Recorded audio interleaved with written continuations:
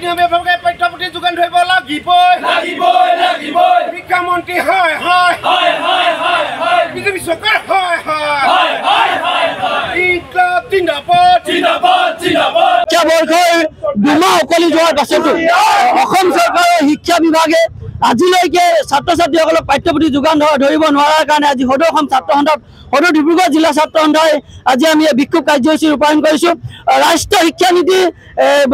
ৰাষ্ট্ৰীয় শিক্ষানীতি প্ৰযোজ্য কৰাৰ ক্ষেত্ৰত অসম প্ৰথম বুলি ফিতাহী মাৰি থকা শিক্ষামন্ত্ৰী ৰণোজ পেগুৱে ছাত্ৰ ছাত্ৰীসকলক পাঠ্যপুথি যোগান ধৰিব নোৱাৰাৰ ব্যৰ্থতাত অতি শীঘ্ৰে পদত্যাগ কৰিব লাগিব।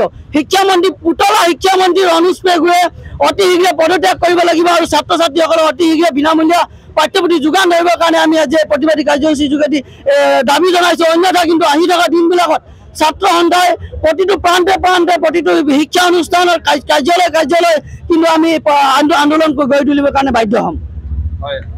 আপোনালোকে আজি যিহেতু এইদৰে ওলাই আহিছে আৰু ছাত্ৰ ছাত্ৰীৰ যি নিয়মে পাঠ্যপুথি যোগানৰ দাবী জনাইছে, বিদ্যালয়সমূহৰ যি বৰ্ষৰ যি মানে শিক্ষাবৰ্ষ আৰম্ভ হোৱা প্ৰায় 1-2 মাহ গৰকি যোৱাৰ পিছতো ছাত্ৰ ছাত্ৰীসকলে এতিয়া পাঠ্যপুথিসমূহ পোৱা নাই আৰু সদৌ অসম ছাত্ৰ সন্থাই সেই আহ্বানতে আচলতে কাৰ্যসূচী ঘোষণা কৰিবলৈ বাধ্য হৈছে আৰু আমি শিক্ষামন্ত্ৰীগৰাকীৰ লগতে মুখ্যমন্ত্ৰীকো আমি আহ্বান জনাব বিচাৰিছোঁ। কাৰণ আমি জানো যে শিক্ষামন্ত্ৰীগৰাকীৰ নামত শিক্ষামন্ত্ৰী সকলো কাম কাজ মুখ্যমন্ত্ৰীগৰাকীয়ে নিজে তদাৰক কৰে, সকলো তেওঁৱে চায় আৰু এই ক্ষেত্ৰত আমি আজি বিদ্যালয়সমূহৰ পৰিদৰ্শকৰ কাৰ্যালয়লৈ আহিছোঁ আৰু এই চেগতে আমি ক'ব বিচাৰোঁ যে পৰিদৰ্শকগৰাকীয়েও কিন্তু বিভিন্ন ক্ষেত্ৰত তেওঁ হেমাহি কৰি থাকে। হেমাহি কৰাৰ ফলতে আচলতে ডিব্ৰুগড়ৰ শতাধিক বিদ্যালয়ৰ ছাত্ৰ ছাত্ৰীয়ে আজিও কিন্তু এই পাঠ্যপুথিসমূহ পোৱা নাই আৰু এই বিষয়টো লৈ পেলাই আমি ক'লৈ যাম মুখ্যমন্ত্ৰীগৰাকীক আচলতে প্ৰশ্ন কৰিব বিচাৰিছোঁ। শিক্ষামন্ত্ৰীয়ে উত্তৰ দিব নোৱাৰে আমি জানো, তাৰ বাবে আমি প্ৰতিবাদ কৰিছোঁ। তাৰ লগতে আমি যদি বিদ্যালয়ৰ পৰিদৰ্শকৰ ওচৰত আহোঁ তেওঁকো কিন্তু আমি কাৰ্যালয়ত সাধাৰণতে পোৱা নাযায়। ছাত্ৰ ছাত্ৰীৰ সমস্যাসমূহৰ কাৰণে তেওঁলোক বহি আছে কিন্তু তেওঁলোক কোনো কামত নাই। এই কথাটো আমি ক'ব বিচাৰিছোঁ যে যদি তেওঁলোকে এই আমাৰ দাবী যদি তেওঁলোকে নামানে